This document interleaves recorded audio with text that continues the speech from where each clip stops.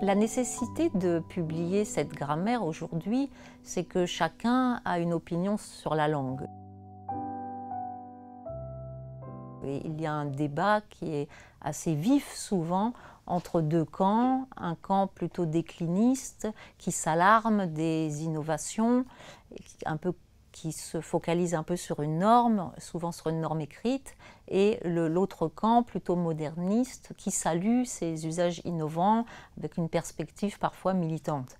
Et la polémique est parfois violente, mais elle est surtout, elle est en partie basée sur une certaine incompréhension, parce que elle repose plus sur des impressions que sur des faits établis. Donc notre grammaire n'est pas normative, elle ne cherche pas à prendre parti dans ce débat, elle est descriptive.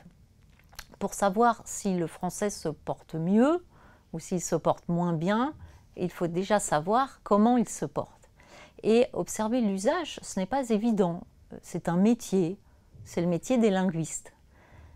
Il ne suffit pas de noter une phrase qu'on a entendue dans la rue ou au supermarché. Il faut d'abord savoir de quelle construction il s'agit, identifier si c'est une relative ou une circonstancielle par exemple. Et il faut aussi se demander est-ce que c'est représentatif de l'usage.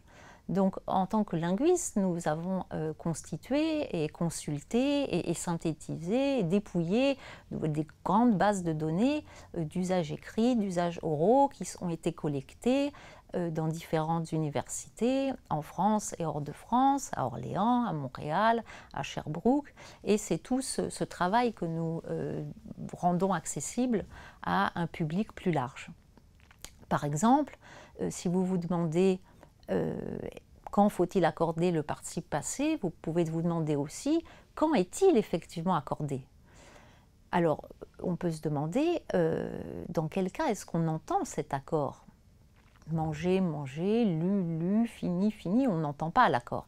On l'entend avec mis, mise, fait, fait. Donc finalement, combien de verbes sont concernés? Combien de verbes connaissez-vous? 3000, 4000? Eh bien, on a fait la liste de ceux dont on peut effectivement entendre l'accord à l'oral. Ils sont une quarantaine. Donc ce phénomène d'accord du participe passé concerne 40 sur 4000, 1% des verbes. Donc, avec cet ouvrage, vous pourrez continuer à débattre et à vous battre pour ou contre tel usage, mais vous pourrez le faire avec des arguments chiffrés à l'appui.